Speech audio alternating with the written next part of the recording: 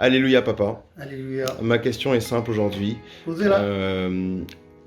Vu l'exemple que papa Yansounou et maman Yansounou ont laissé, l'inspiration qu'ils donnent à tout le monde, je voudrais savoir qu'est-ce que ça a été pour eux d'être en couple dans l'église du christianisme céleste. Qu'est-ce que c'est un couple dans l'église du christianisme céleste?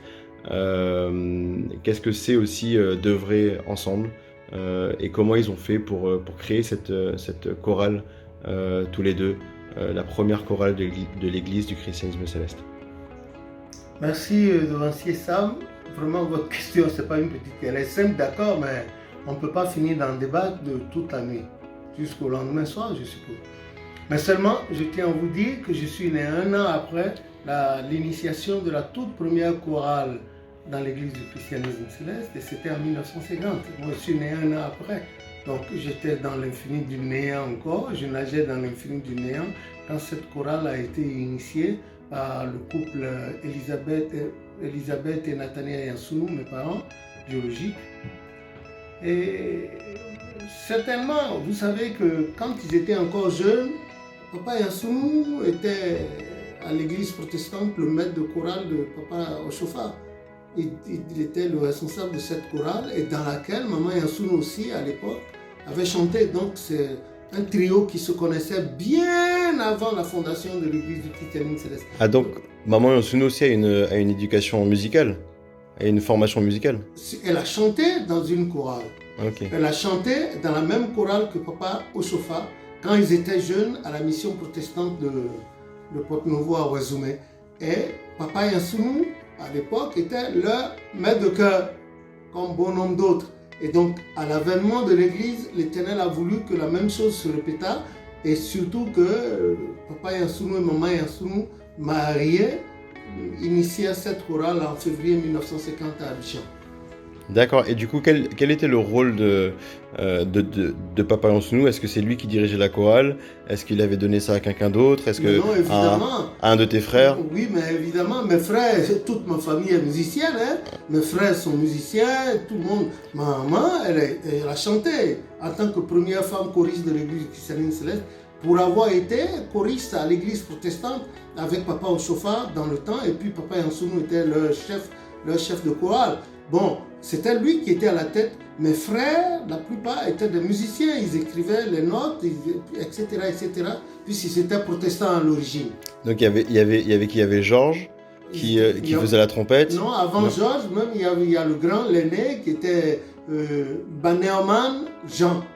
Yansounou, l'aîné de toute la famille, qui est resté militaire jusqu'à sa mort, musicien. Et d'ailleurs, il a fait le conservatoire Sainte-Cécile de Dakar, tandis que Georges, lui, il a fait la garde républicaine française ici, le conservatoire. Il y avait mon frère Alfred également, lui qui a finalement émigré vers le Burkina Faso et malheureusement, il est mort en 70, là-bas en 1970. Il y avait mon frère Tarzan, il y avait d'autres frères et puis cousins également qui étaient des choristes, musiciens qui écrivaient et enseignaient la portée. Voilà. Donc c'est ce qui a fait que ça a pris. Dès que la chorale allait, on met les chants, il pratiquait des instruments. Papa était surtout pianiste, un très grand pianiste. C'était un virtuose de la musique. Voilà. Il jouait de l'orgue aussi. Oui, de l'orgue. Et il faisait la guitare et puis l'accordéon.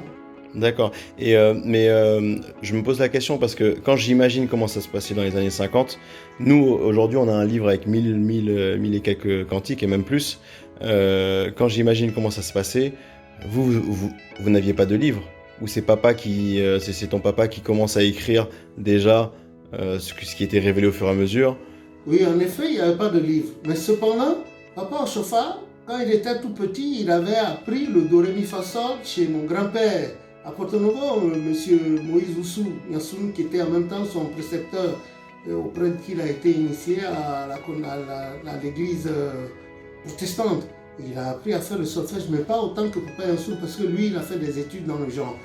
Mais au début de l'église, papa Yansounou n'était pas là, il est venu après, parce que lui, voulait laisser carrément son travail à Abidjan, à la RAM, régie Abidjan, Niger, revenir. Mais seulement, papa Oshofa, au début de l'église, bon, le peu de chants que l'esprit donnait, il essayait de les mémoriser parce que les autres ne connaissaient rien, le groupuscule. Et dès que papa Yansounou est arrivé allez, il a pris tous les chants, et puis etc. Voilà comment ça a commencé. Et ça a continué au fur et à mesure de l'évolution de leur mission. Quand l'Esprit donnait les chants, Papa Yansounou les mettait supportés, en solfège, les consignait. Et c'est ce qui nous vaut d'avoir le livre de chants aujourd'hui. D'accord, mais du coup, ces chants-là, ils étaient en gong. Ah oui, bien sûr. Ouais, Au départ, la plupart des chants avaient été mis en gong par le Saint-Esprit. Et puis, lui, il a tout pris. Ensuite, il en a traduit en Yoruba. D'autres aussi avaient été traduits en Yoruba. Bon, c'est ça. D'accord. Et du coup, pour revenir à la question de l'œuvre et du couple, donc Maman Yansounou était la maman de la paroisse. Of course. Of course. C'était quoi sa journée typique? La journée typique. C'était bien avant ma naissance. Oui, mais donc, bon, je suis sûr que ça. Dans les livres, j'ai consigné comment ça se faisait. Et puis ensuite, quand je suis devenu un peu plus conscient, comment ça se faisait. Elle travaillait tout le temps en soutane, au point même qu'à Abidjan, dans les rues de Trécheville, où je suis né, les gens la traitaient de je sais pas quoi. Parce qu'elle était pieds nus, toujours en soutane, la sangle et un paille blanc. Mais quand tu dis elle travaillait toujours en soutane, elle faisait quoi concrètement le matin, par exemple, disons le dimanche matin avant le culte, elle se lève à quelle heure, Maman Yansounou? Oh, c'est des gens là, je ne peux pas trop décrire, parce que c'était l'ancienne éducation, hein. La véritable époque coloniale. Certes, moi aussi je suis né à l'époque coloniale, mais leur éducation était plus rigide que la nôtre. Quoi, ils se levaient plus tôt? Ah oui, bien sûr. Bien sûr, parce qu'il fallait apprêter le temple, les bancs, tout ça, tout. Et avec un type comme mon papa, ah non, c'était pas la même morte. Hein. Mais d'ailleurs, en parlant de ton papa, quand je lisais un peu les livres, je suis tombé sur cette histoire qui s'est déroulée à Djefa. Vraiment, où ils sont partis, et je crois que c'était non, c'était pas une des premières expéditions, parce que c'est en 1964 si je me souviens bien.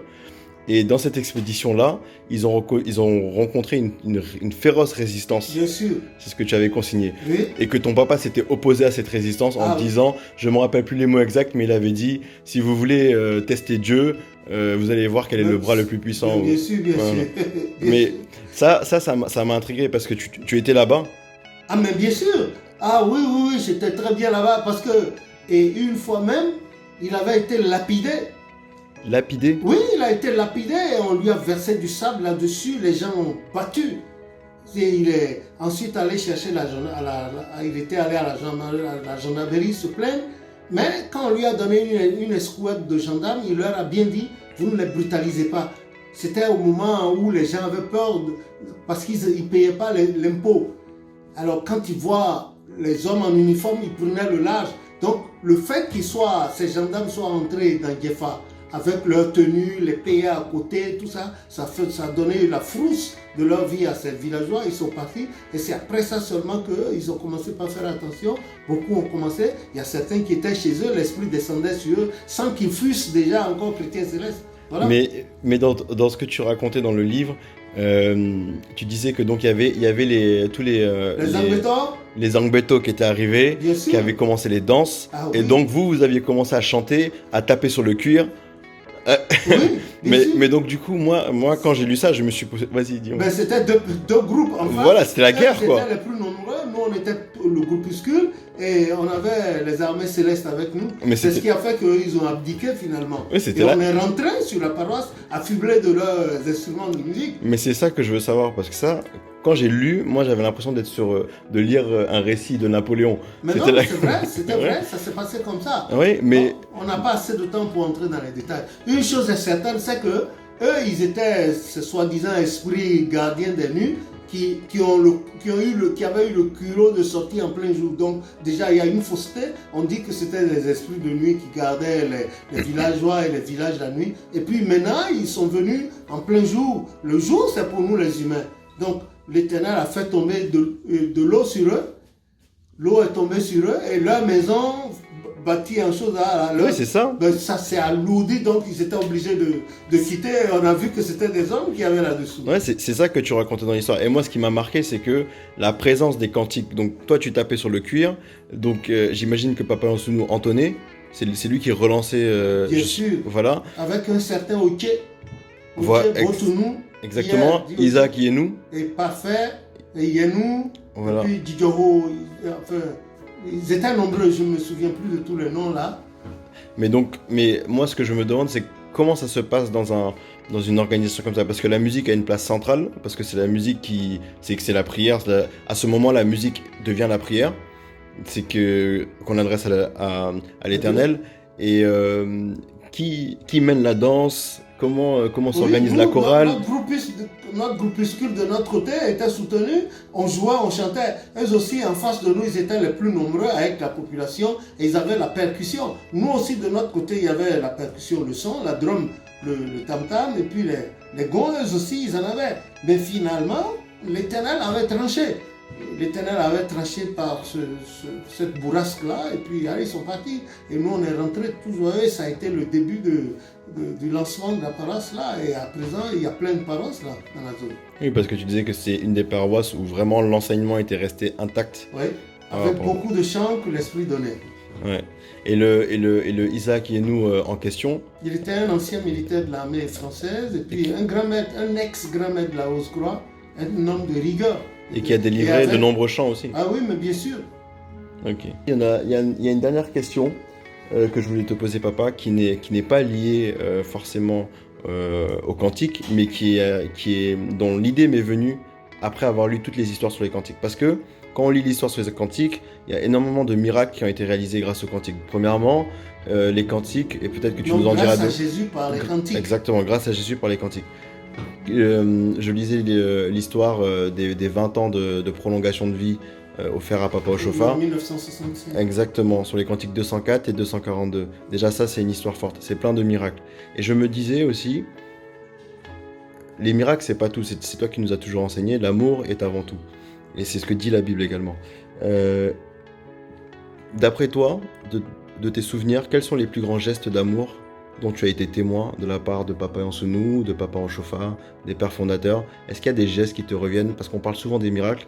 J'aimerais savoir, est-ce que tu as été témoin de gestes d'amour vraiment qui t'ont marqué et qui ont constitué la base de ta foi? Mais bien sûr, mais très bien sûr, et ceux qui me connaissent le diront, parce que moi j'ai vu mes parents tout le temps de leur vie dans l'église, ils n'ont fait que...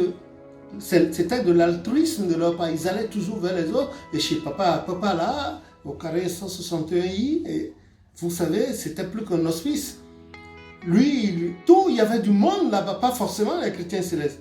Et il faisait venir par ses relations de la nourriture, de la friperie, qu'il distribuait aux gens sur place, et dans tous les villages qui sont devenus des quartiers de ville de Cotonou aujourd'hui, et dans les villages Toquin et Toffin, les localités, les peuplades qui habitent sur l'eau, les lacustres, dites Toffin. Et ma maman a fait ça aussi jusqu'à sa mort. Et d'abord à la mort de Papa Yansounou, vous avez vu, l'Éternel a fait un grand témoignage de lui. Si vous allez au cimetière de Papa à Cotonou, vous allez voir sa tombe, c'est bien élevé, c'est à 4 mètres du sol, la croix. Et puis le jour de sa mort, Papa Ochofa disait, c'est pas un homme, celui-là c'est un saint qui retournait chez lui. Papa Ochofa avait fini à peine de dire ça, le sol a vibré, et en plein jour, vers 15h30 de l'après-midi, il y a une étoile qui est sortie de la tombe, scintillante, et qui a gravi doucement dans le firmament jusqu'à disparaître du champ de vision des humains. Parce que tout le monde savait que quand on va chez Papa Yansounou, on ne ressortait pas les mains vides. Maman Yansounou, ça a été le cas. Et c'est des choses qui ont galvanisé ma foi. Sinon, avec tous les désordres qui se passent dans l'église, bon, c'est pas certain que je puisse rester jusqu'ici. Et il y a eu plein de choses, même Papa Ochofa, mais Papa Ochofa a donné de l'argent à des gens pour aller construire des paroisses. Il a aidé chez lui quand il était à Porto Novo, comme à Ketu, à Lagos, au siège international. Il y avait des gens qui occupaient ces maisons. Il a construit des maisons et ils ne connaissaient pas. Ils habitaient là un pro de haut et puis gratis. Ça a été le cas de Papa Yansounou aussi. Il avait des maisons et puis que des gens ont occupé jusque-là. Allez.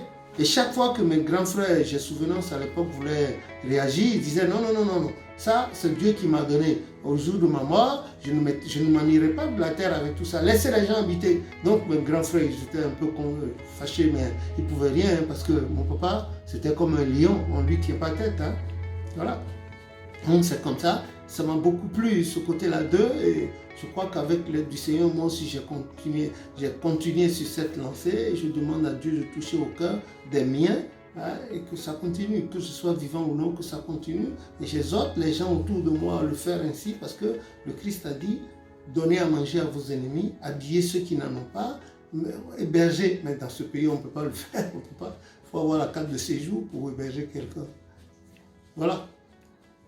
Merci, papa. Je vous en prie.